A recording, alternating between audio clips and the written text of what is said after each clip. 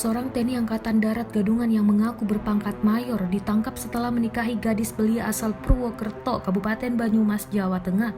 Kasat Reskrim Polresta Banyumas, Kompol Beri menjelaskan, tersangka berinisial AK 31 tahun, warga Kabupaten Lampung Timur menikahi gadis berinisial ARA 20 tahun pada 29 Juni lalu. Tersangka yang merupakan penjual jam di Jakarta ini diamankan tim gabungan TNI dan Polri pada Jumat 11 Juli 2020 di sebuah hotel kawasan wisata Batu Raden, kata Beri Satiobumi, Senin 13 Juli 2020. Beri menjelaskan, pernikahan tersebut bermula dari pertemuan korban dengan tersangka saat buka bersama keluarga pada pertengahan Mei 2020. Orang tua korban diundang buka bersama di rumah kakaknya berinisial ANS. Saat itu ANS memperkenalkan tersangka sebagai anak angkat yang berprofesi sebagai TNI AD berpangkat mayor, ungkap Beri.